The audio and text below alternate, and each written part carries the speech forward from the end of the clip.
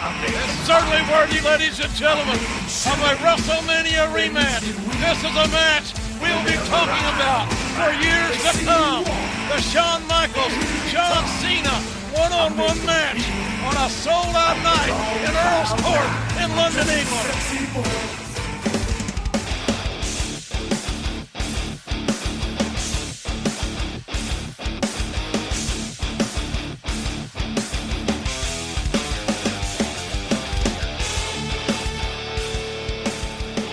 Welcome to Last Match Standing, the podcast where we review, relive, and rank the 100 greatest wrestling matches of all time. As always, I'm Spencer. I'm Mike Chioda.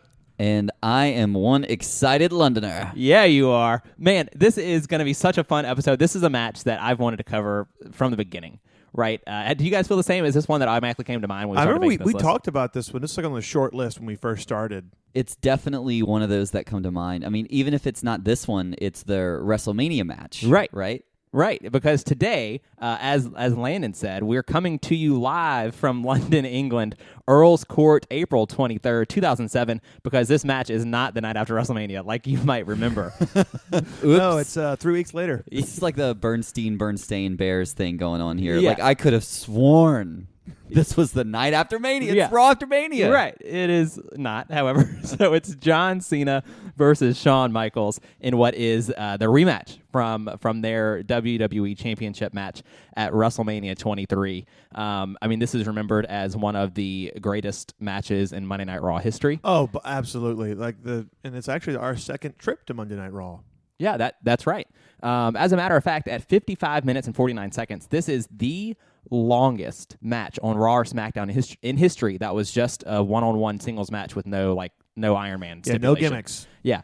You can throw in the gauntlets and stuff. Obviously, some of those have gone longer, and obviously 60-minute Iron Man matches went just a little bit longer. But as far as one-on-one singles match, this is the longest it gets in Raw or SmackDown history, which is kind of crazy as long as those shows have been around. Well, I think it's funny is you started mentioning it's the longest match. No. Kurt Angle and Brock Lesnar had a 60-minute Iron Man match. Like, oh, wait, no, it's a gimmick. Yeah. And there, about 6 months later, Triple H and John Cena had to face the entire Raw locker room in a gauntlet elimination match. Oh, yeah. That was the entire night, was that one match. Yeah, and Benoit and Triple H, I think, had an Iron Man match at one point on Raw. Yeah. They did. And then, obviously, the Seth Rollins gauntlet match that was pretty recent. That went an hour and a half or something stupid on an episode of Raw. So there's been long matches, but as far as one-on-one singles, just a straight-up singles contests, match. Yeah. What's crazy, though, it does not feel like 55 minutes. No, it really doesn't. That's because we have commercial breaks. But really, but no, you're right. Even we get, what do we get out of this? 40-ish minutes of actual I think 42 minutes.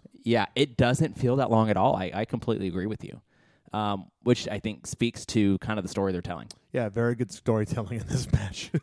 So just a couple years ago, Shawn had an interview with NBC Sports. I don't know, Spencer. Did you see this interview? Because I know you're doing. Normally I do. I didn't see this. What you got for me? It's so cool. So is essentially they're just sitting down with him talking about his career, and some of his highlights throughout the years have come up. This match in particular comes up. And he's like, okay, well, this was an hour-long Monday Night Raw classic with John Cena. You got to tell me about it. And so Shawn was just like, okay, so that turned out at the end of our European tour that year, and we'd already been on the road there for over a week. And I found out that we were doing this whenever I got to the building, and I was like, oh, my goodness. I mean, because you could just imagine Shawn Michaels strolling on up to, and just got off the plane. Right. I'm going to go do this show. Hey, Shawn, you're going to do a 1-hour match with Cena tonight. Good luck.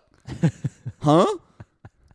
I mean, it's insane. I mean, you got to think he's a little bit jet-lagged. He just had this grueling match with Cena at WrestleMania just 2 or 3 weeks prior. Right. Insane. So Shawn goes on to say, it's amazing how trying to do that hour-long match didn't seem like such a big mountain to climb. No. It really helps when you have a history with someone.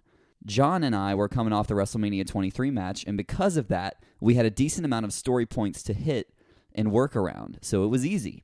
It obviously doesn't hurt when you're in a phenomenal environment. Let's face it, the folks in the UK are pretty easy to wrestle in front of, and they're a very passionate group. I gotta say, that's one of my favorite matches. Hey, that's really good. And that is a very Spencer interview that you found there, so that was really good. I think it's interesting. He mentions how the UK fans are easy to wrestle in front of. Like, yeah, because if they tried to have that match like in front of like, I don't know, like a Chicago or New York crowd, even though like the second 2/3 of it are like this very, very high paced storytelling, they would boo the fuck out of them the first 5 minutes. Yeah. Which pisses me off. They're gonna wrestle for an hour. They're not gonna go fucking like A to Z the entire time. They have to build up, and people don't understand that anymore, and that's why modern wrestling fans piss me off. Well, well, that's the thing. We talked about this. We talked about British wrestling when we did the Pete Dunne Tyler Bate match, Right. from season 1. Yeah, it's funny that you mentioned that because, as this is going to be our second episode of 2020. Yeah. Right. So you've had a lot of really cool moments, and even with us looking back at kind of 2019 and the decade in general, we have some friends at the Then Now Whatever podcast that did a sort of an episode on their favorite matches of this past decade, and a couple of the matches that they did cover on that episode, Pete Dunne versus Tyler Bate and Revival versus DIY, are matches that are on our list of the greatest of all time as of right now. So Then Now Whatever podcast, thanks so much. That's really cool. If you haven't checked that out, go do it, because just even that decade recap episode is really a whole lot of fun. Totally recommend it, and it should turn you on to that show as a whole, because it's really a good time. So shout out to those guys. Oh, yeah, that's a great show. And British wrestling as a whole, like we were saying, like we talked about it a little bit during the Pete Dunne Tyler Bate match, but it's essentially what you get here is they knew where they were. Oh, yeah. It was it's a slow paced, methodical, and not to say like slow paced as in it's a whole bunch of wrestlers the whole match. It's a build. There's a couple of rest holds, It's cerebral. but if you pay attention, they're not doing a rest hold because catch your breath. They're doing a rest hold. No, and You can hear John Cena bellowing spots. Yeah, I mean, okay. So, kind of my one thing going into this match is we are very much in the Superman John Cena era at this point in 2007. This is the era where he went from getting a mixed reaction to just getting booed. Yeah, a little bit, right? And especially in this London crowd, they don't like him. But if there's a complaint that you can have about this match, is that Cena hasn't, at this point, he's still kind of the bulky guy in the ring, and he still seems there's not a whole lot of fluid to his actions. Now he obviously gets better throughout his career. Oh yeah, he gets way better. But he looked pretty good here, because I think we talked about the match. We didn't review it. We briefly mentioned the SummerSlam 2005 Hulk Hogan Shawn Michaels encounter. Yeah. Now that same night, Cena has a match with Chris Jericho where he looks very, very sloppy and very, very rough. 2 years later, he looks night and day. He's way better, but nothing compared to what he would get to around like 2012, Right. 2015, where I think that's peak John Cena. yeah, I agree. I think he's having some of his best matches around there. But I think that style of wrestling, I think this match really pulled out of John Cena. Like, look, you've been doing this, you've been very successful. Let me show you what you can be doing. Well, that's what I am getting from Shawn Michaels, is he's pulling out the best of John Cena, and I think he is so much better after he steps out of the ring after this match. I think so too, but I think the problem with Cena is he was kind of taught how to wrestle the John Cena match. Sure. So he can do that match, and he can do it flawlessly. But when he gets in the ring with like Shawn Michaels, or when he was really in the rings with people like AJ Styles, or even the 1,010 matches he had with Randy Orton, you need somebody better than you to improve. Sure. And if they keep booking him against like the Great Khali or Umaga, nothing against them. It's just those are very.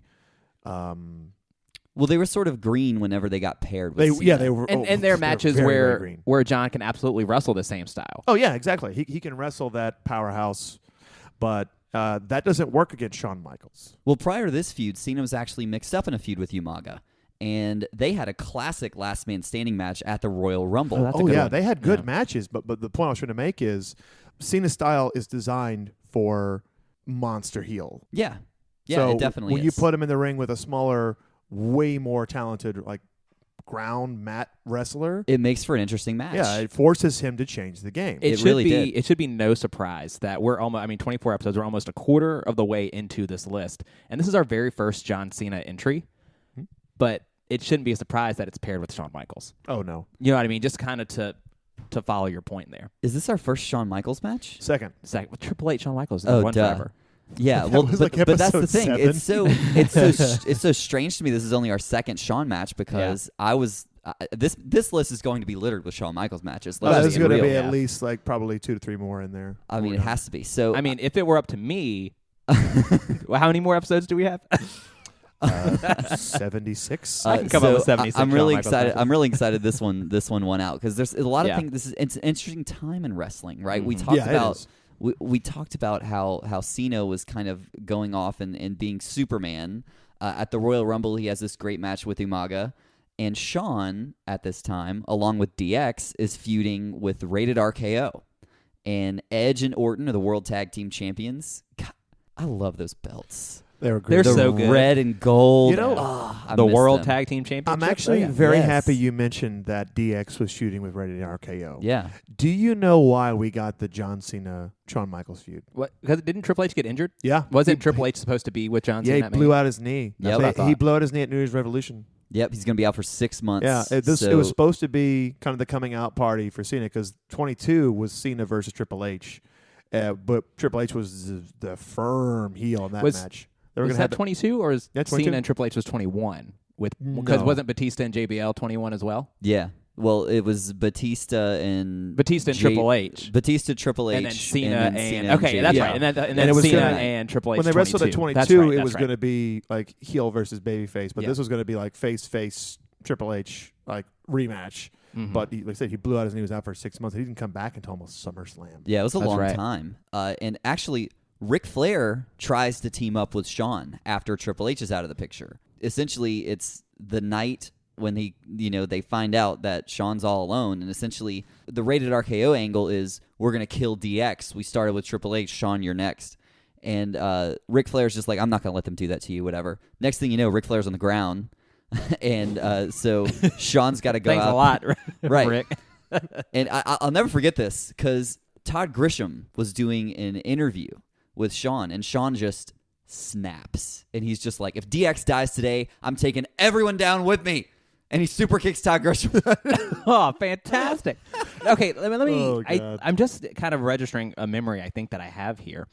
I feel like, was there a moment where there was an Edge and Shawn Michaels street fight on Raw? Oh, yeah. We're getting there. Is that during this? Okay, because Totally is. I'm pretty confident that was in Louisiana and I was there. It sure was in Louisiana, Okay, actually. I was there, and I don't. That was in Lafayette.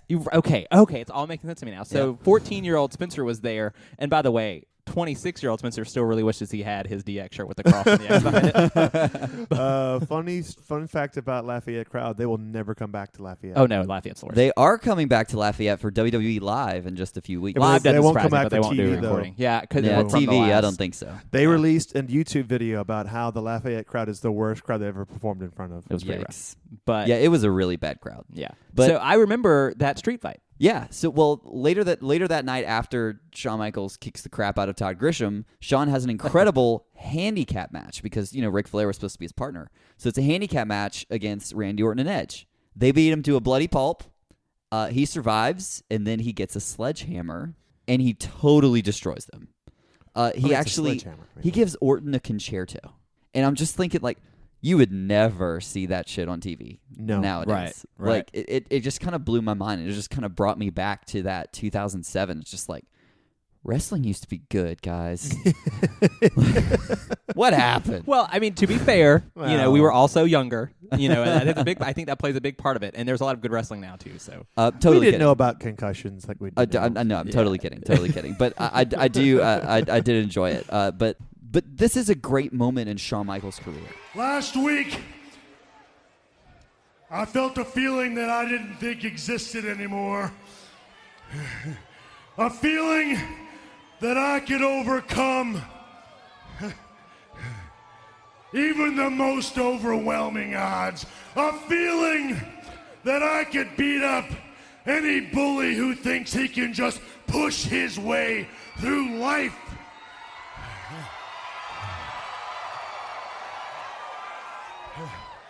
Now,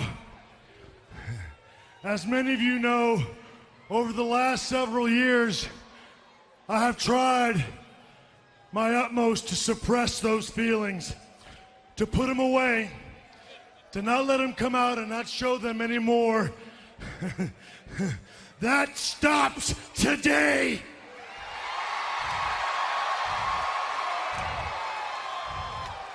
No matter what the odds, no matter what the obstacles, the Heartbreak Kid Shawn Michaels, the showstopper, is back!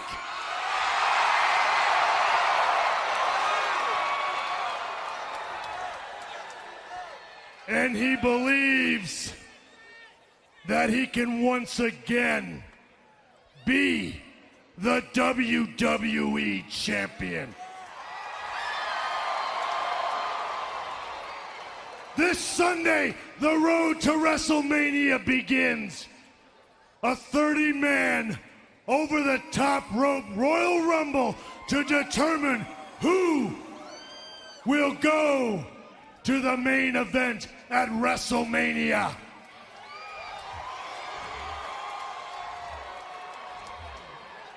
I am going to take my new reborn passion, and may God have mercy on the 29 individuals who dare to get in my way. It was a great promo. The next week, Shawn and Edge have it out in that street fight. Spencer was It's there. all coming back to me now. And Randy Orton comes out to give Edge the assist and then turns on him. That's right. And so you got to remember, Rated RKO are the World Tag Team Champions right now. So there's some dissension in the ranks. And Shawn, so the Rumble happens, and Shawn says, obviously Shawn didn't win, but he says, no mortal man can keep me from wrestling for the WWE Championship at WrestleMania. Guess who eliminated him? The Undertaker. Wait, hold on. This is Rumble 2007. So this is the year that they went. They're the last two, and they went like 11 minutes, and the entire time you're like, "Oh God!" One of the greatest finishes in Royal Rumble history. Yeah. Right. And I love that because the next year they start. They're 1 and 2. First two, yeah. To start. Yeah. Okay. That's really cool. Let me tell you something. 14-year-old Spencer wanted more than anything else on the planet for Shawn Michaels to be champion again, because I had only seen that from videos that I had watched after the fact, because I didn't start watching wrestling until after he was never champion, right?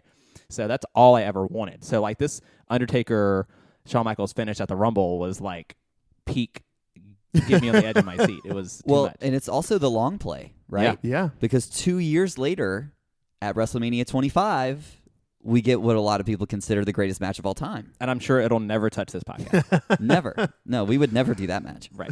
The next night on Raw, on the road, the official start to the road to WrestleMania 23, Shawn Michaels starts off the night essentially calling out John Cena and making his intentions known. He's like, dude, we got to go. But they have to wait. Essentially, John Cena is all for it. Yeah. But they have to wait because Undertaker has to pick who he's going to face at Mania first. Then Edge comes out, makes a pretty legitimate case for why he should face Cena for the WWE Championship at Mania. To this point, Edge was undefeated at WrestleMania. Okay. Yeah. Yeah. That's a pretty good argument. Yeah. And then Orton comes out, makes his case, whatever. So just as all of this is about to break down, Vince decides to make the match. Rated RKO versus Cena and Shawn Michaels for the World Tag Team Championship. And after some trouble in paradise between Edge and Orton, Cena and Michaels do pick up the win and the belts. But as Cena is about to celebrate, Shawn gears up for the sweet chin music. Then all the lights go out. And we get The Undertaker coming out, making everyone think, oh, we'll never get Cena versus Michaels because he's going to pick, Cena and all this. But it's interesting, right? You get this setup. And my only complaint about having World Tag Team Champions going into WrestleMania is we kind of just did that at WrestleMania 21 with Eddie and Ray. The difference, though, is that there's also that story of we have to, can we also keep the tag titles important because we are tag team champions, but this WWE championship, which is something that Eddie and Ray didn't have to fight over, sure, adds value, and it does, so there's an extra wrinkle. So I understand that there's definitely a conversation as far as it's picking hairs. It is. I get it. I totally get it. Did they have a Saturday night's main event? Did that happen in this? Oh, they brought it back for like a year or two. I think it was the next year. I think Or maybe 2008. it was. I'm just remembering Cena and Michaels went like had a tag team match against Taker and Batista. Was that on Raw or at? I'm telling myself it's Saturday. That Night was Event, at but I No think it Way must Out. have been. I think that was that's at right. No Way I think Out. you're right. Yeah. You're totally right. Yeah, so yeah, Undertaker does end up picking Batista, and the main event is set to be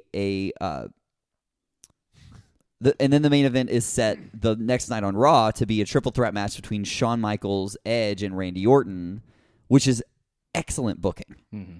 I mean, I can see all three of these guys going to Mania.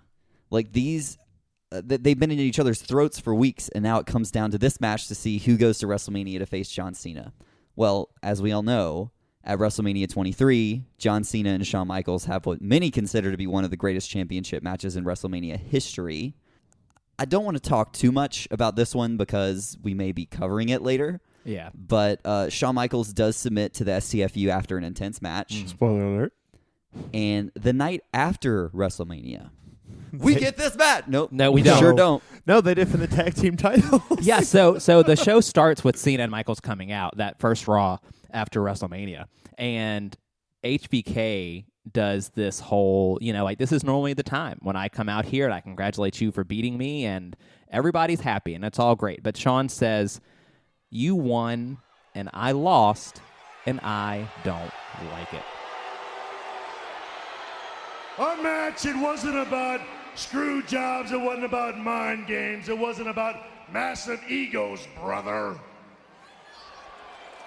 It wasn't about who got cheered and who got booed. And it sure as heck wasn't about a handshake to show good sportsmanship. No, it was a match about winning and losing. You won, and I lost.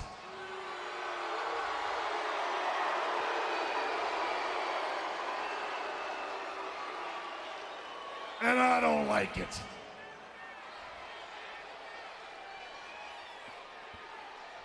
I am sick and tired of having to come out here, look guys in the eye, extend my hand to them, and lie to myself and tell them they were the better man.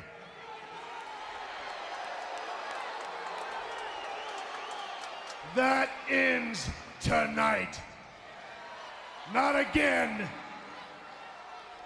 John Cena, you may have won last night, but you are not the better man.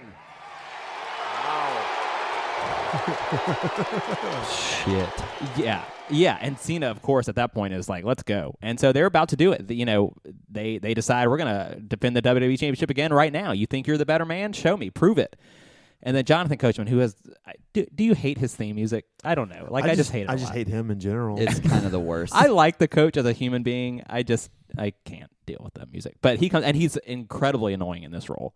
Right, so he's very much. that was the whole point. That was the point. But he was kind of he was the non-wrestler Baron Corbin kind of that time. When Baron was the acting GM or whatever. Put a crown on Absolutely. that man. Right. So Coachman comes out and says, "Hey, don't forget you're tag team champions, right? So you're going to defend your tag titles in a 10-team battle royal." Okay, that seems fair. It was totally fair, and Right. then they won. Yeah. Woo! Right? You couldn't believe it. Like those are some real chips stacked against you, and you pulled it off. And so they're like, okay, guess we'll see what happens, next week. But before they can leave the ring, Coach comes out again and says, "Oh, my bad. I have another 10-team battle royal for you. My fault." Unprecedented. So can you imagine 20 teams? Monday? Right? Are there? Could you There were imagine? 20 tag teams in WWE on this night. That might be the most unbelievable That's part. impressive. Yeah. They had tag team, like Finley was with somebody. It was like Matt Stryker and Elijah Burke were together as like New Breedies. It was weird. Yeah, It's I pretty think weird. we get Finley and Regal actually because they were part That's of what it was, they're yeah. part of King Booker's court. That- No, I think it was actually Finley and Booker, right? I think Booker T comes Booker out. was in the Booker was match. in the match. Booker was in Okay. the match. Yeah. But Regal was with some super random dude. Because I looked at him and I was like, I've never seen this guy before a day in my life. It was William Regal. Oh, is it Dave Taylor? It was Dave Taylor. Yeah, they revived the Blue Bloods. Yeah. What about Paul Burchill? Was Paul Burchill in this match? He was I not. wish. I wish he would have flown this in on like- his captain. Is this Captain rope. Jack Paul Burchill?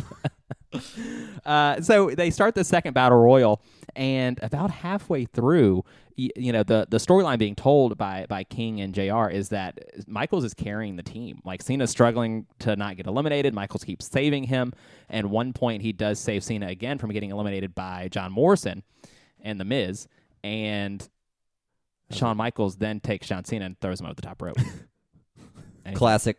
Classic Shawn Michaels, right? Classic Shawn Michaels. So they're no longer tag team champions. And on his way back up the ramp, Shawn Michaels says, "There's only one thing that matters, and my focus is on the WWE title." And the next night on Raw, Shawn Michaels pins Orton to become the number one contender. And so you can see it. He's laser focused on becoming the champion again. And I wish he would have. Like, could you imagine? I know. If we had that championship run Just with Shawn Michaels. one I mean, more. he didn't need it. No, the he thing, didn't. But right? it would have been great just to get one more run, even if it's only like from Mania to like SummerSlam, and then, all right. Me personally, much as you said earlier, I wanted it. Badly. Yeah, Oh, absolutely. God. Absolutely agree. So that following Raw, April 9th, so now we're 2 weeks out from WrestleMania, just like you said, HBK becomes number one contender against Orton, but not without controversy, right? Edge comes out, interferes in the match a little bit. No one really knows who won, but there is a special general manager for the night, Michael Pena, who is from the Make-A-Wish Foundation, that Mick Foley comes out and introduces. And as Coachman is trying to make it this wild handicap match against John Cena at Backlash, Michael Pena comes out and says, no, we're going to have a fatal four-way at Backlash, right? So it's going to be Cena, which is almost kind of where you saw the story heading all the way back from the Rumble when all this stuff started happening. Oh, yeah. Yeah, so we finally have Orton and Edge and HBK and Cena all in one match set for the main event of Backlash. But we have a couple of Raws to go until we get there. Well, I think it was excellent booking. I mean, these Yeah, four for guys their storylines were intertwined for weeks. And so finally being able to get them to settle their differences all in the ring at the same time, I think was a really good call. Isn't it great when we have like good booking? And Isn't good storytelling? booking awesome? This kind of brings us to we're at the go home show for Backlash. We're the Raw before Backlash, and we're in London, England, right? And the kind of double main event for the night is Cena and Michaels are going to have a WrestleMania rematch, and Orton and Edge are going to have a match against each other as well, sort of team-rated RKO against each other. But that's not what we get because Cena and Michaels go for 55 minutes. So Orton and Edge doesn't happen. But just to kind of, make you picture it, it is April 23rd. It is the Monday before Backlash 2007 from Earl's Court in London, England. On commentary, of course, is JR and Jerry Lawler with referee Mike Chioda, who is not making his first appearance on this podcast. This is his third appearance. Yeah, so whoever told you this is his first appearance, they don't know what they're talking about. So prior to this match, Cena does approach Mike, or I guess Michaels approaches Cena. They kind of have this little standoff, and Cena is talking all this trash to him right before they go out, and Michaels says nothing. Nope, just smirks. His music kicks on, and he walks out. So good. So good. It is really, really good, isn't it? Because it's almost like Cena's trying to get something out of Shawn, right? It's like he's trying to rile him up, and Shawn's just like, whatever, kid. Yeah, it's the same thing. Like, this brings me to what is just a sad but true point that I really have to make. These entrances start, and Todd Grisham is the ring announcer. yeah, I was just about to say, who the hell is the ring announcer? It's Todd 'Cause Grisham. it's not good. And he is so bad. Not good. the drizzling shits on. Like, where the fuck is Chibble? Where the fuck is Lillian? Who is this? I'm sure someone knows why Grisham was the ring announcer during this European tour, but it was... Please at me, because please I let have us to know. Because, Michaels comes out and the crowd loves him. Cena comes out and the crowd hates him. Man, he gets booed. But I can't even focus on that because when Grisham is announcing John Cena, he says, the WWE champion. It's like the longest drawn out, Todd, It's almost as I don't if know. he had a note card, and then when they got to the point where it was supposed to say WWE Championship, the W was there, and then the next W was on the next card. Yeah. Didn't know what was next. During their entrances, though, JR says something really, really great here. He says, "Indeed, that championship belt that Cena's holding, that's what it'll be all about on Sunday. But tonight, what this rematch is all about is competition, ring superiority, mano a mano between John Cena and the legendary Shawn Michaels." And that's what sets the stage. I mean, of course, surprise, surprise, JR frames it better than any of us ever could. That's the reason why he's called the best. Yeah, that's right. And King says as the match gets going, if this match is even a fraction of what this match was at WrestleMania, it'll be a classic. And boy, was he right. He was right. It was, I don't know. I kind of prefer this match to the Mania match. I do too. I think structurally it's just better. And it'll be interesting to see if almost twice as long. If the WrestleMania match does make it on the list, it'll be interesting to kind of do a side-by-side comparison of those. Mm-hmm. But let's laser in on this one because it starts like a true wrestling match should start. Yeah, we talked about a lot. Down. Yeah, we talked about a lot in the first season about how all these matches on the list were such fast starts. But when you think about a wrestling classic, you don't really think that a lot of the times. You think stare down, feel each other out, and that's kind of what we get in this match. But I think with an extra little wrinkle in that, because how did Cena win at WrestleMania 23? STFU. So what does he go for repeatedly in the onset of this match? He works that drop toe hold any chance he gets. Mm-hmm. And you can see Shawn gets frustrated quickly because he has to kind of reverse or break out of an STFU attempt 2 or 3 times in the first 2 or 3 minutes. He's got scouted, but like trial and error. Eventually, Cena's gonna get it. I really love that they did the circling to start the match. They just kind of circled around each other. I love when a match starts that way, where they just kind of like feel around the ropes and they move around the ring, kind of get sizing your distance. each other up. Yeah, for sure.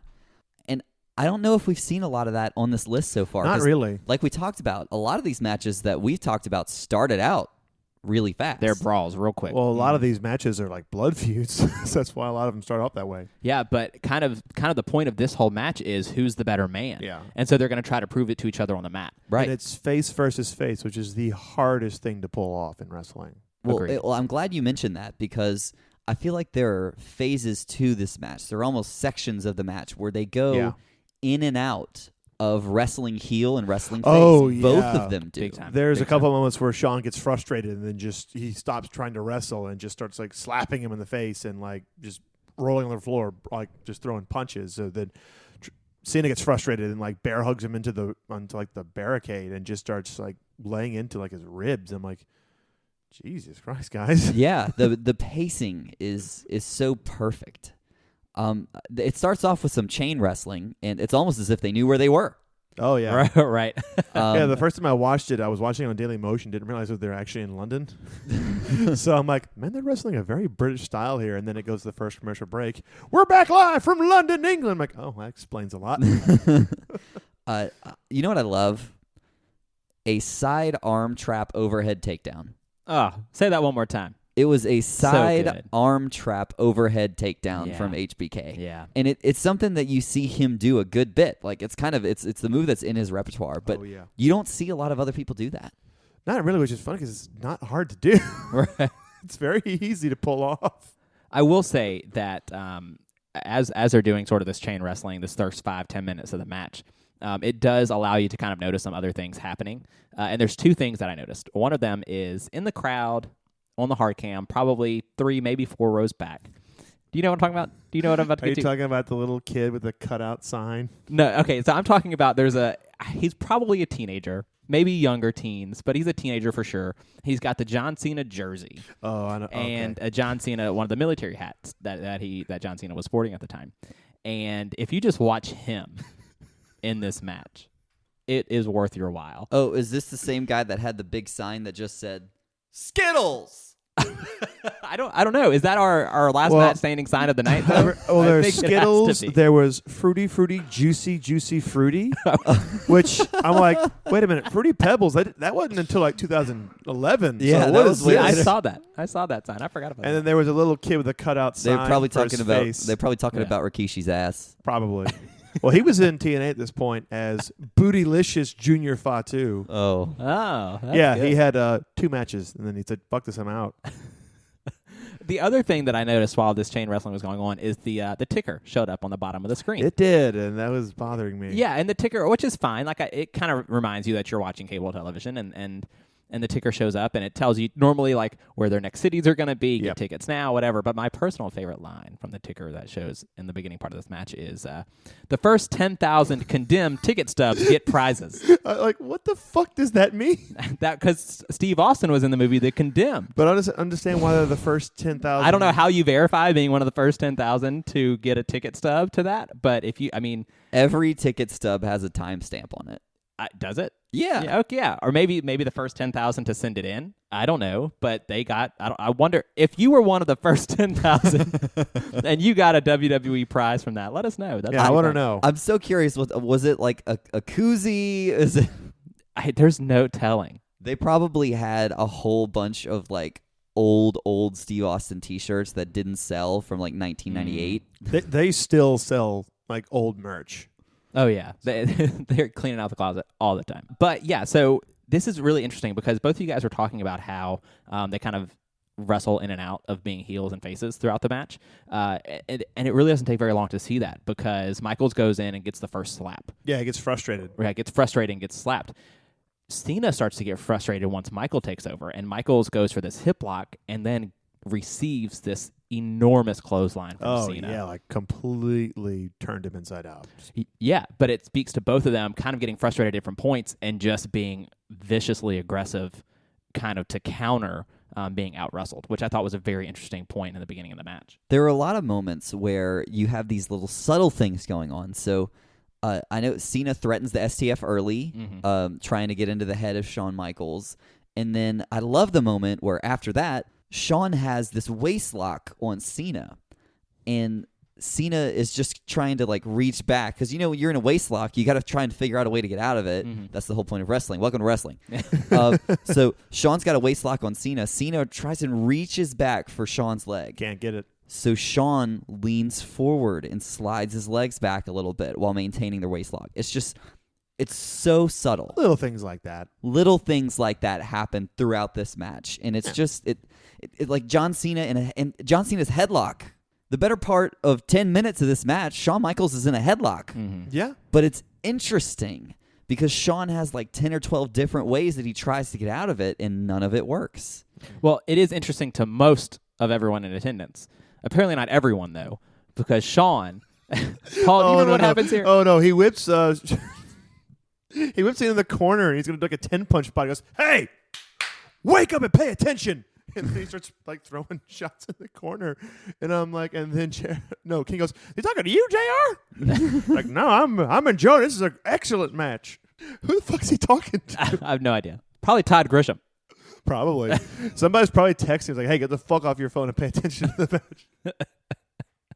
match." Typically the heel is the one to slow the pace, and so seeing John Cena return to this headlock time and again was very, very interesting, and I actually kind of liked it because, anytime Cena has his arms doing that circle thing, you can see all those muscles, and it's okay. It's okay to look at. He's got a pretty nice looking arm.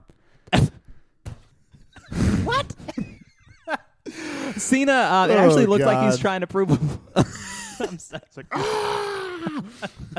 It looks like he's trying to prove a point to Shawn Michaels that he is the better wrestler. That's what it looks like to me, kind of in the first half of this match.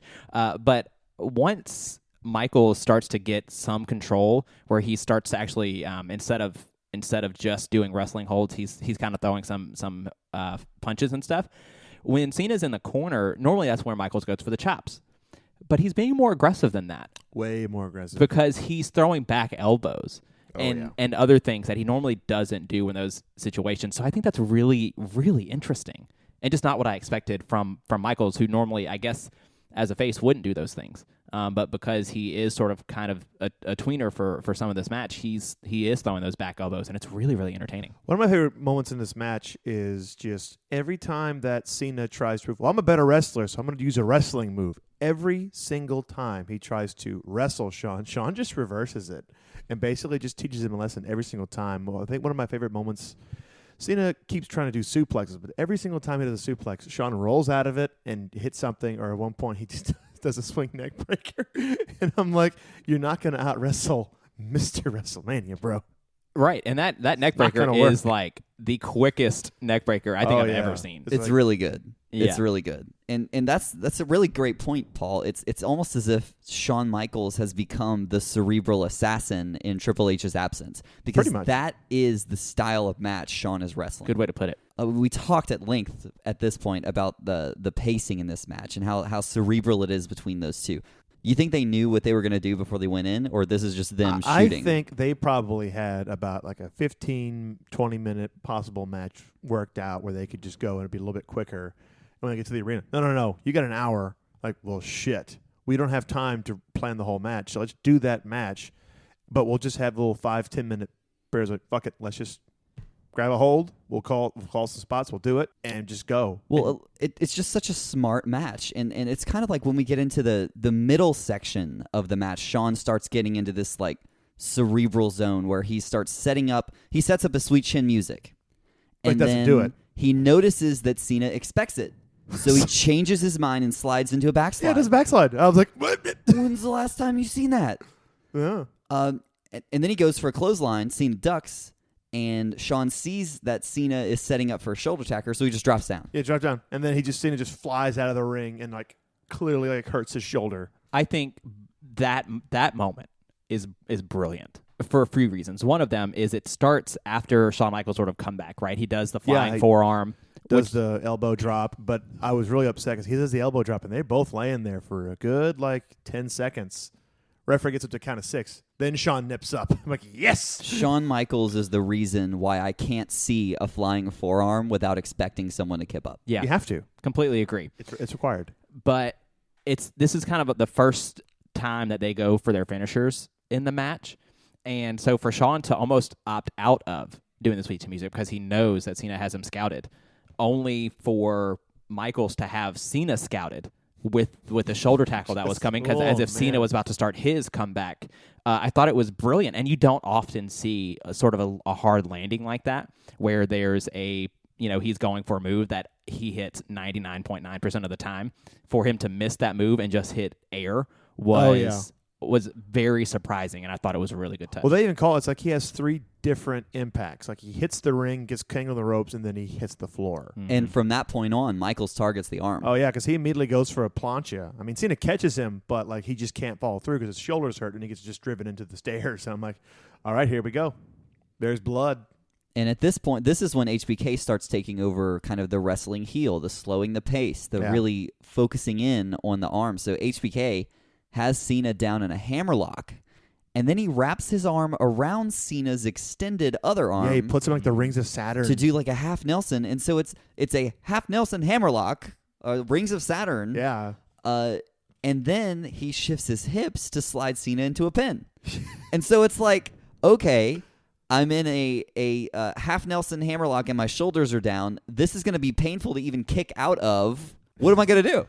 Yeah, it's like there's nothing you can do. But I kind of noted you can hear Cena just screaming spots. You can't hear the spots. You just hear, and then roll into the pin. I'm just like, oh, God damn it. Something Cena. Did I leave the oven on? What? Something he's known for during this time period. That's for sure. I mean, you can't hear what he's saying. You just hear him just bellowing out these spots. Shawn even puts his hand up so you can't see Cena's lips when he's talking. Because he's like, I know what's on the camera. He look, it's that hand up. Nope, I'm not going to let him see what you're saying. Cena does manage to hit the 5 moves of doom, but Come on, let's call it what it is. Shoulder tackle, punch, spin out powerbomb, 5-knuckle shuffle. But they end up taking a little bit too much out of his injured arm, which allows Michaels to escape the FU once. But after trying to follow it up with a super kick, Cena grabs him up and hits the first FU of the match. HBK kicks out, which was kind of a big deal at the time because not very many people were able to escape Cena whenever he gets this kind of fire. And the match has gone on long enough to where you would expect it to start wrapping up because, hey, we have got a whole nother main event. Oh, yeah, and Cena just looks so bewildered, like, oh, fuck, I thought it was a finish.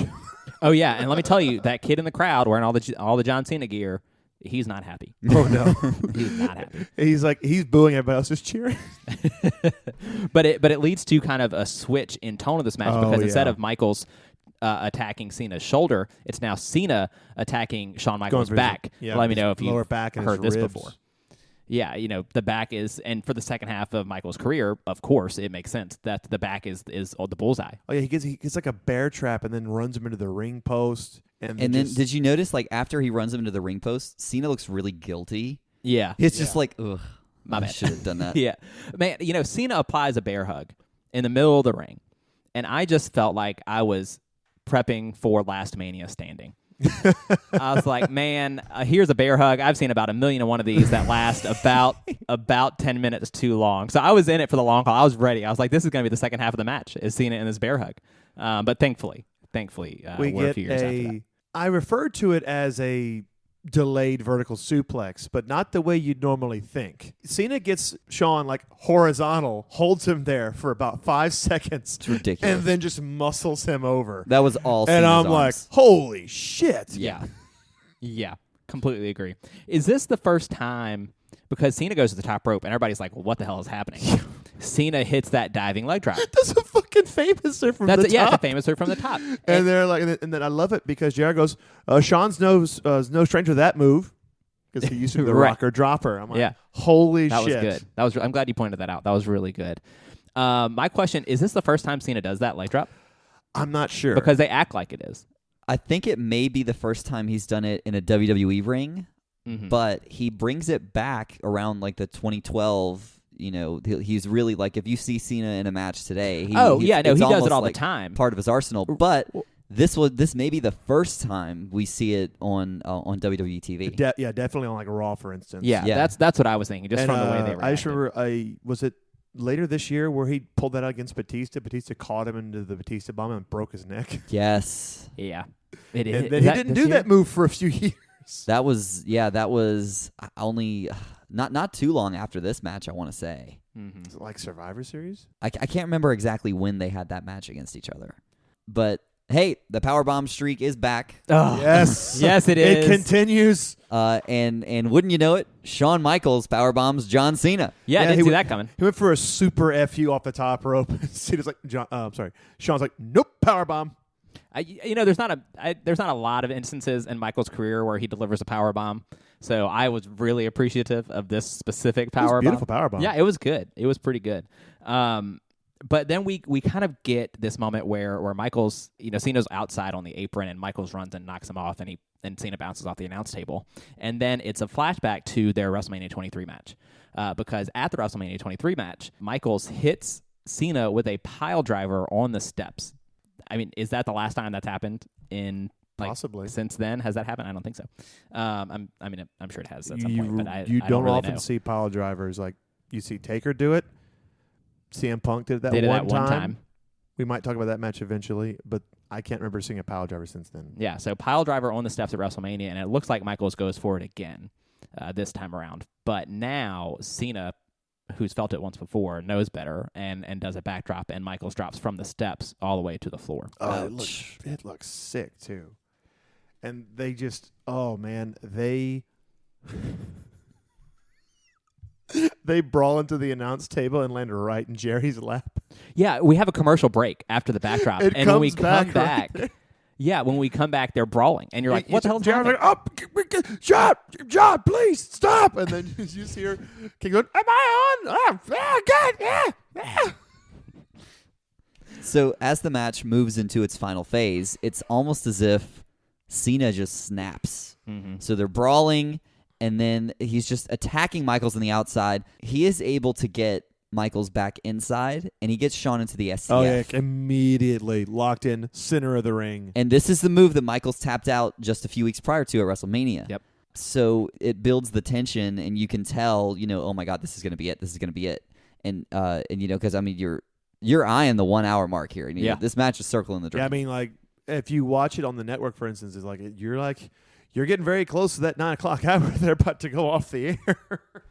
So, Michaels does escape and hits the Sweet Chin music out of absolutely nowhere, and it's But he can't capitalize. Yeah, it's a really interesting moment Yeah. because Michaels grabs the ropes once he's in the STFU, and he's trying to stand back up. Cena goes to get after Michaels, but the ref kind of stops him, and he's like, hey, he's still in the ropes. Like, you give him a second, Yeah, right? and then just bam! And there's the sweet chin music, which leads me to my question for you guys. Like you said, Paul, Michaels couldn't capitalize. He eventually drags his body over and does lay that one arm across Cena. Is there anybody in the history of anything that does anything as well as Shawn Michaels does a dramatic pin cover? No, I don't think so. that was a quick no. Yeah.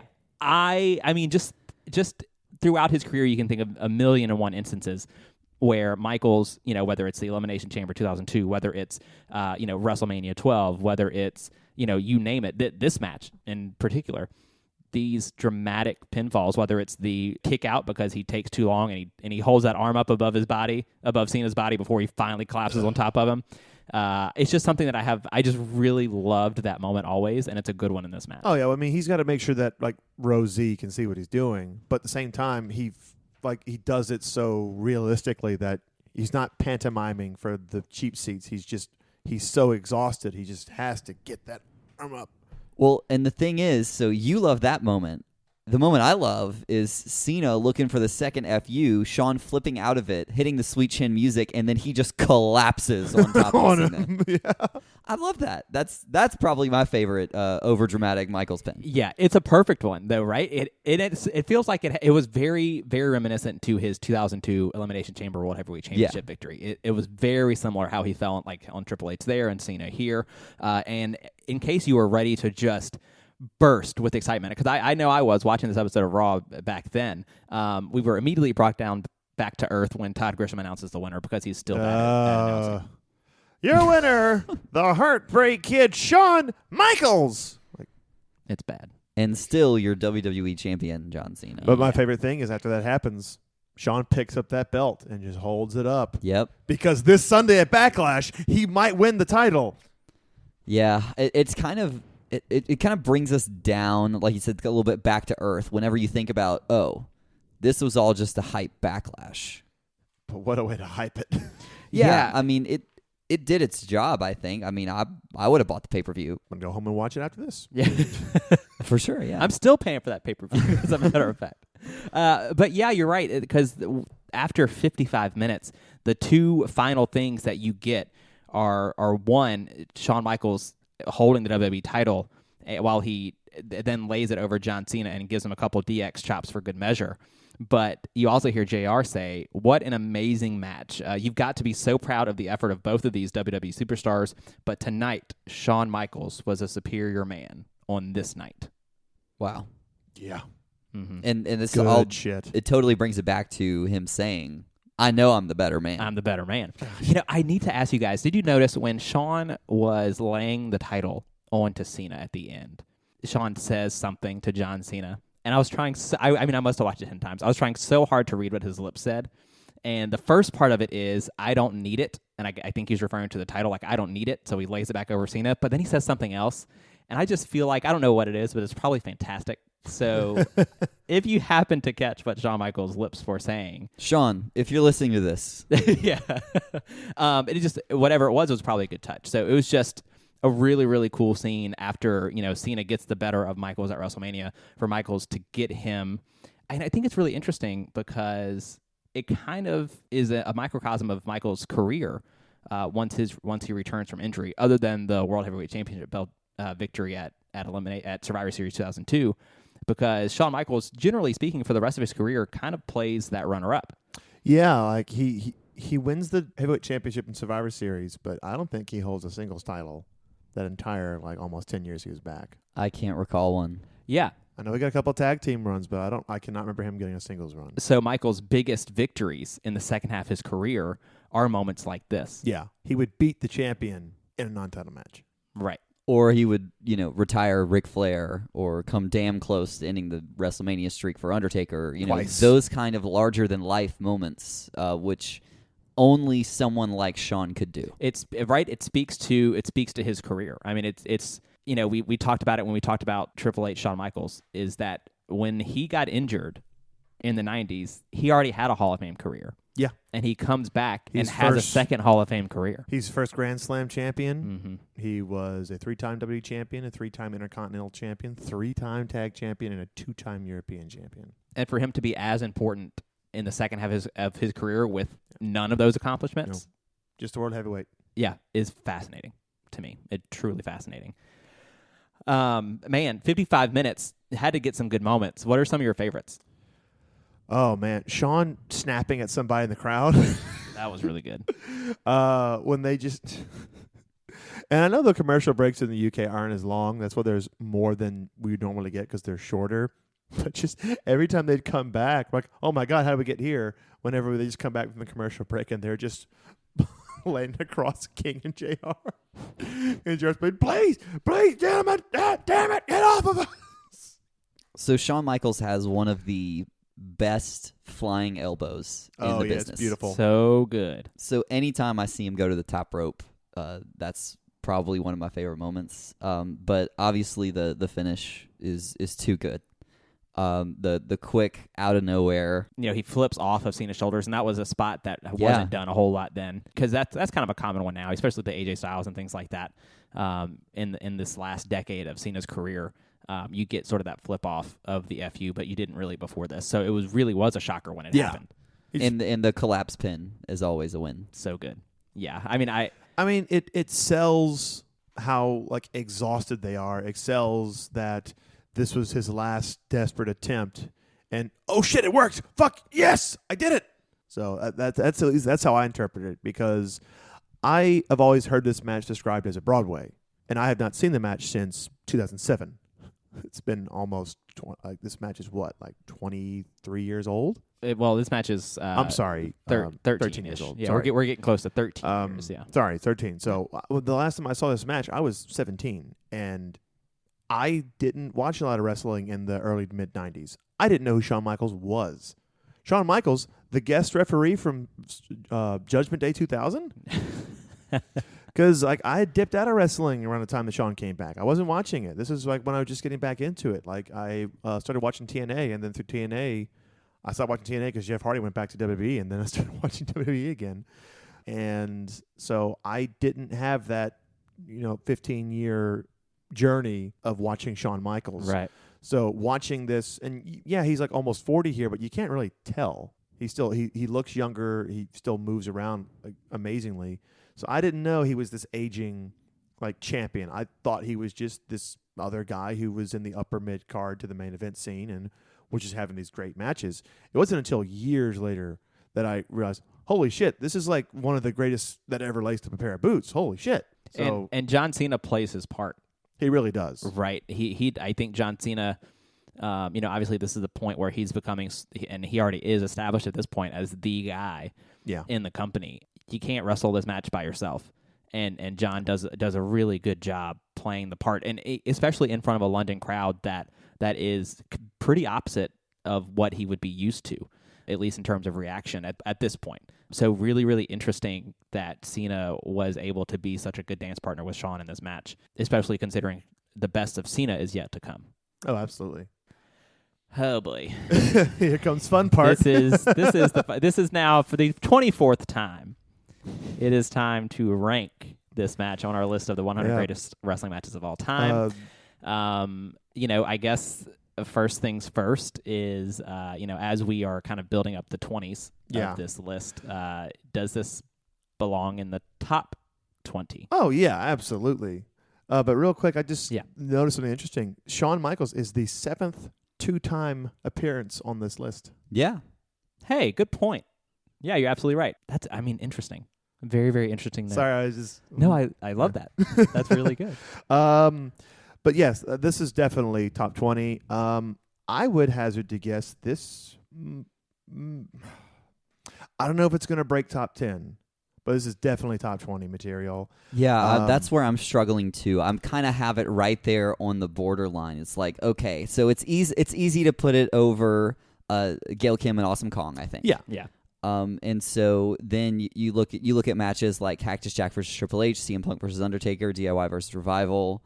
It's just gonna push it above that just because of the the in-ring work that we got here, the story that they were trying to tell, the story of Shawn Michaels coming... Not trying to, they told. Right, but just the overall feel of what Shawn Michaels was trying to accomplish here, and the fact that John Cena came out of this match better. Yeah, I feel like Shawn Michaels is one of those people that he can beat you, but still make you appear to be a bigger star, even though you lost. Sure, much like Ric Flair, they knew how to make people look good, even when they beat them. They made their opponents look like they belonged in that ring. He also made it seem like that was a desperate attempt. If Cena kicked out of that, Shawn had nothing left. So if that didn't work, then he would have lost the match. And that's how I interpreted it. I hopefully that's how you guys both. No, for sure. I feel like Absolutely. that's what they were going for. Because the desperate fight kind of fell on top and got the pin. If Cena kicks out or gets the bottom rope, Shawn's done. Mm-hmm. And just like this, the drama, the story, I don't know we're not supposed to do it this way, but the match that screams at me that's most similar to this is Kurt Angle and The Undertaker from No Way Out. I think I would put it right above that. So it would be the new number 14. Yes, I would put it Angle right and above Undertaker that and just behind Trish and Lita. Okay, that's a really interesting spot. I think I understand why you'd put it there. You have a little bit more on the line with the Trish and Lita being the first main event. Yeah. And then Angle Taker, there wasn't a whole lot. It was kind of thrown together at the last minute, but they put on a clinic. They did, but that match was we're not going to have this match at Mania, so we're going to have it at No Way Out. Sure. It's going to be a one-off, and by the time the rematch is supposed to come around, Kurt's gone. He's not in the company anymore. So for me, the match that it screams at me that they're most similar to, and it may not necessarily jump at you, it's kind of an odd comparison, but for me, this is most like number 11 on our list right now, which is Nakamura versus Ibushi. Okay. It's that sort of, the young guy who has now come a long way, improved himself, at Wrestle Kingdom 9, this is the biggest stage you could get at, and Ibushi is really just trying to take that next step up and prove himself against who is one of the greatest of all time, Nakamura. And so I feel that story almost mirrors what's going on here. Okay. I see that. But for me, the in-ring performance between Cena and Michaels was superior. And so I would put it at number 11. Okay. Right under our top 10. All right. I plead the fifth. Can't do that, man. I can't. I signed up for this, didn't I? Man.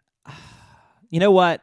Podcast hit, man, this is number 1. That's the way this works. No. I mean, truthfully, this is a match that I think is regarded as one of, if not the best in Raw history, right? And this is a show that's been around, almost 3 full decades now, right?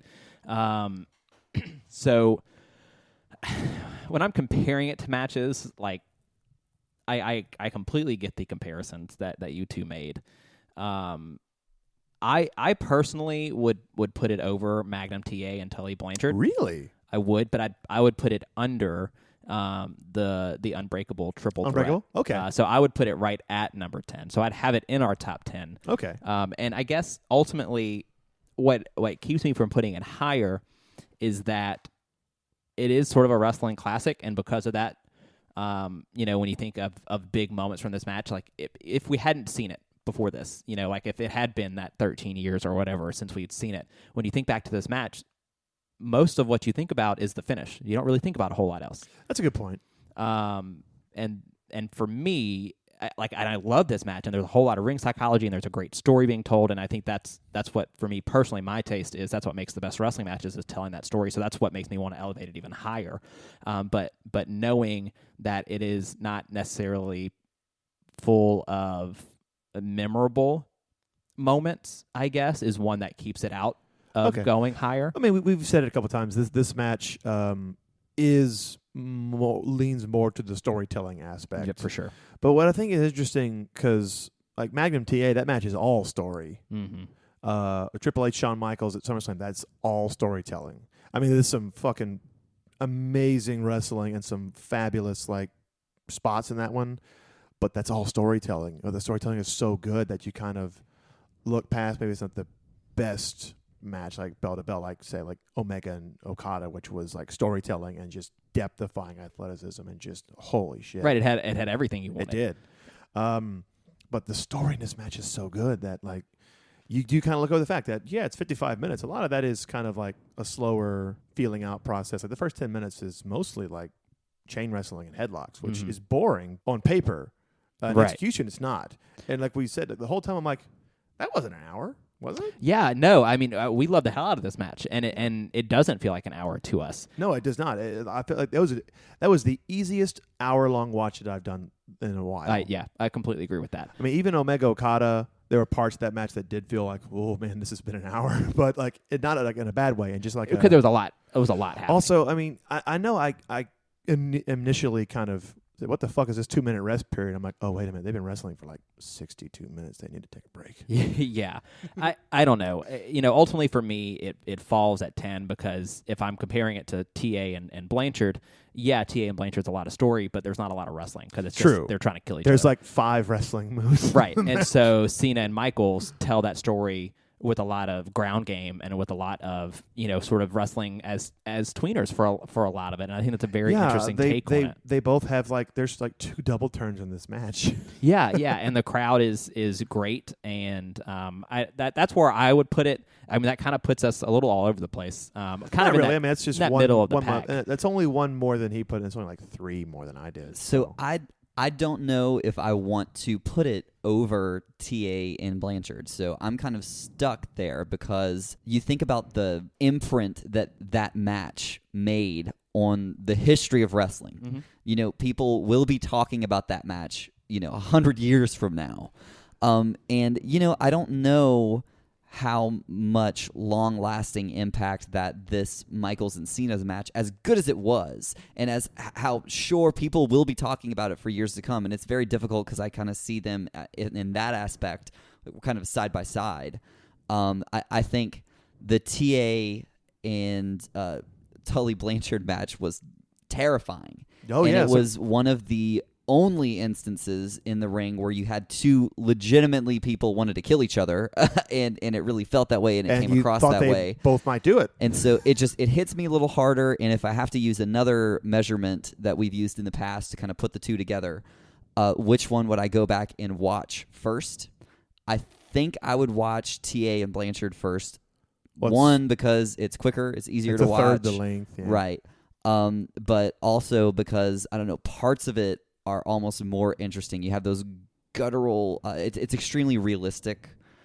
So I don't know. I have difficulty jumping there, but I totally understand your argument in that if you're looking for more of a pure, clean wrestling match, this, Cena and Michaels is going to beat it. Yeah, so I think this speaks to sort of our stylistic differences. Sure. And it kind of speaks to the William Regal tweet that I mentioned last week on Gail Kim and Awesome Kong when, Regal says, what was the best match of the decade or the year or whatever. It's whatever you want it to be. Whichever one made you feel the most. Right. And so for me, I see this match as one of the greatest in Raw history, which is a storied show, obviously for many reasons, in a show that's full of classics. And then it's also between 2 of, agree with it or not, 2 of what will go down as the greatest wrestlers in the history of the business. Yeah, I mean, it's one of those things I'm like, hey, you can say you hate Cena all you want, but like you don't last and attain what he has in the business without like deserving it. Nobody Absolutely. handed him anything. So you can get that out of your head right now. And if you don't like Cena, you don't like what we're saying about him, then I'm sorry. But I'm not gonna... greatest arms in the business. You said it. I don't know. I mean, all that to say is that I would rather watch this one before I watch TA and Blanchard, but I think that speaks to just kind of how differently we feel. Styles. Yeah, and I know that there's plenty of people that would prefer Tully, and I think there's a good group of people that would also prefer Cena and Michaels. So I think it kind of depends on what you're looking for. Needs more Lex Luger. Maybe that's all it needs. Maybe that's all it needs. I don't know. For me, TA and Blanchard is a memorable match, and that speaks to kind of one of the things that I said was one of the negatives about this match, perhaps, is that it didn't have all those memorable moments. But to go 55 minutes in a WrestleMania rematch on Monday Night Raw, I don't know. Like Paul, you had it at 14, so. Well, I mean, oftentimes, whenever I throw a number out, it's usually kind of like, okay, I'm going to throw a softball and see. how this goes. Somebody's got to break the ice. Because I used Yeah. to throw it hardball. Like, nope, this is it. I refuse to back down. I'm like, no, I've learned. Well, okay, but we both have a pretty. I really wanted at 11. Spencer is firm wanting it at 10. I hate being the tiebreaker. I think you're the tiebreaker. It's such a hard choice. It is, and we're really splitting hairs at 10 and 11. Yeah, and the fact is that no matter what you choose, someone will get their feelings hurt. So They no will. pressure. If I really if you really twisted my arm, I think I would put it at 10. Okay, that's fair. And for a lot of the same things that Spencer was saying, I really understand where he's coming from with that. It's a really good threshold match. Oh, it's great. This is a great Do you make it into the top 10 means were you better than Cena and Michaels on Raw? Not a lot of matches that can be able to say that. Well, I think that's a really interesting point because number 9 is that unbreakable triple threat, and that feels like another threshold match, right? Is. Like if you really want to break into what is going to become the real cream of the crop of our list, I really that's feel the like, match you have to compare I yourself really feel like to. our top 10 is like, hey, these are good matches to watch if you're getting into wrestling. Yeah. I would err on the side of watching 10 and 1. I would do those later, but watch 9 through 2, then watch 10 and then watch 1. Right. And I think people who listen to the show will have a better understanding of why we rank the matches the way we do. Yeah, I think so. Because right now, 2 through 9, those are very easy to watch. Some of them aren't even that long. Like Brett and Owen, that's 15 minutes long? Yeah, Eddie and Ray, is real quick. 8. Yeah, that one's They're shorter. You can get through them pretty quickly, and they're engaging. Well, Landon, to your point, it really is about splitting hairs, isn't it? It's really hard, and I don't know. As we move forward across this thing, if we're keeping this at 10, I don't know how many matches get in between 10 and 11. This could be our 10 and 11 for a long time. I think so. Sure. I think we're going to come up to a point where it's going to be, all right, is it better than either of these? No. Then it'll go at 12. Or if it goes at 9, it's going to have to be really freaking good. And it's strange because they're so different. They really the are. matches are very They're different. very different. But it could be said that both of them were truly about finding out who was the better man. Yeah. Obviously in very different ways and for very different reasons. But they were, Blanchard and Magnum TA were they hated each other. So one of them was the better man. Hated each other. Yeah. You got to wonder if this is the first time that Magnum TA versus Tully Blanchard was compared to the Raw Classic of John Cena versus Most Shawn Michaels. likely. Well, if that's the case, you heard it here first, folks. Yeah, no kidding. So is that it? Is 10? It's Number 10 in our hearts Okay. and minds, hopefully in yours too. Boy, that was, we've had some difficult matches to rank. That might have been one of the toughest so far. Oh, yeah. So thanks to everyone that listened. We super, super appreciate it. Our next match is the 25th anniversary of Last Match Standing. It's the 25 years. Yeah, 25 years, the silver anniversary. How obnoxious was that? WrestleMania 25, having to call it the 25th anniversary of WrestleMania. Did you hate it? Did you like it? It was the first one that I watched live, and I don't remember how long. Yeah, well, that was actually Hope's very first WrestleMania that she ever watched. That is interesting. Yeah. No, my first WrestleMania was 17. Oh, there you go. That's a good 11 one. years old. That's and a good one to then start. I didn't watch another WrestleMania live until 25. Mine was 20. Mine was also 20. Mine was also 20. And I watched. Yeah, it was 20, and then 25 was my first live WrestleMania. I think I didn't watch. Yeah, but I 24. haven't missed one since. Yeah, so I've watched them all live. I've been to 2 of them live. Mm-hmm. So we will not fall into the obvious choice of doing Shawn Michaels Undertaker at number 25. I don't think we're going to do that. We will have something else for you. No, I want to we just did a Shawn Michaels match. We want to get a few more out there. Yeah, it's going to be really, really exciting. If you voted in the poll for this week, thank you so much. Really tough choices. Talk about this ranking was tough, but I think picking between those 4 matches was really tough too. Oh yeah, I remember when I looked at it oh man, I don't know. And don't worry if your favorite match didn't make it. Those matches will be back up in another poll a little bit longer on down the line. And if you have any match suggestions, please let us know. Our suggestion box is growing, and we definitely want to make sure that yours makes it to a Twitter poll. Yeah, for sure. And don't forget, you can send us those suggestions at Last Match Cast on Twitter or Facebook. You can email us as well. I remember how to talk sometimes. at lastmatchstanding@gmail.com. That's lastmatchstanding@gmail.com. Yeah, thank you very much. And also, don't forget, if you're a patron, you get an extra vote in those polls. So that's really good stuff there. Thanks for your support. We got some really fun stuff coming out on Patreon soon, Yeah, too. can't wait. Whoa, man, it's gonna Cannot be wait to put that amazing. out for you. Yeah, we're in the middle of watching WrestleMania 5 right now for Last Mania Standing. And Yeah, talk about bear hugs. I'm just saying.